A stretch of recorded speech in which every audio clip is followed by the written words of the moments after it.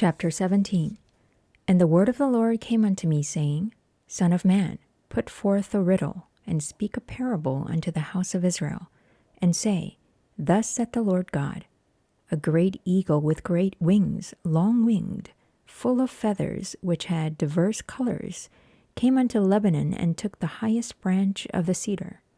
He cropped off the top of his young twigs, and carried it into a land of traffic. He set it in a city of merchants. He took also of the seed of the land, and planted it in a fruitful field. He placed it by great waters, and set it as a willow tree. And it grew, and became a spreading vine of low stature, whose branches turned toward him, and the roots thereof were under him. So it became a vine, and brought forth branches, and shot forth sprigs.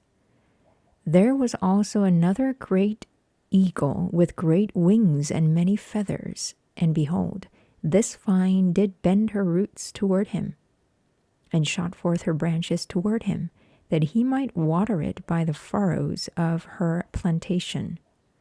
It was planted in a good soil by great waters, that it might bring forth branches, and that it might bear fruit, that it might be a goodly vine. Say thou, Thus saith the Lord God, Shall it prosper? Shall he not pull up the roots thereof, and cut off the fruit thereof, that it wither? It shall wither in all the leaves of her spring, even without great power or any people to pluck it up by the roots thereof. Yea, behold, being planted shall it prosper? Shall it not utterly wither? When the east wind toucheth it, it shall wither in the furrows where it grew.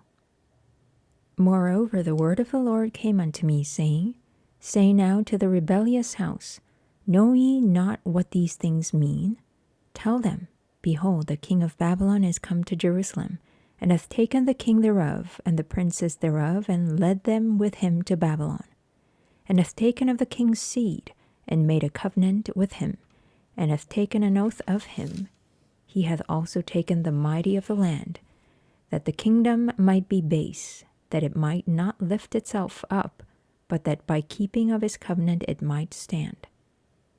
But he rebelled against him in sending his ambassadors into Egypt, that they might give him horses and much people. Shall he prosper? Shall it escape that doeth such things? Or shall he break the covenant and be delivered? As I live, saith the Lord God, surely in the place where the king dwelleth that made him king, whose oath he despised and whose covenant he brake, even with him in the midst of Babylon he shall die. Neither shall Pharaoh with his mighty army and great company make for him in the war, by casting up mounts and building forts to cut off many persons, seeing he despised the oath by breaking the covenant, when lo, he had given his hand and hath done all these things, he shall not escape. Therefore thus saith the Lord God, As I live, surely mine oath that he hath despised, and my covenant that he hath broken, even it will I recompense upon his own head. And I will spread my net upon him, and he shall be taken in my snare, and I will bring him to Babylon, and will plead with him there for his trespass that he hath trespassed against me. And all his fugitives with all his bands shall fall by the sword, and they that remain shall be scattered toward all winds. And ye shall know that I the Lord have spoken it. Thus saith the Lord God, I will also take of the highest branch of the high cedar, and will set it. I will crop off from the top of his young twigs a tender one, and will plant it upon an high mountain and eminent. In the mountain of the height of Israel will I plant it, and it shall bring forth boughs, and bear fruit, and be a goodly cedar. And under it shall dwell a fowl of every wing, in the shadow of the branches thereof shall they dwell.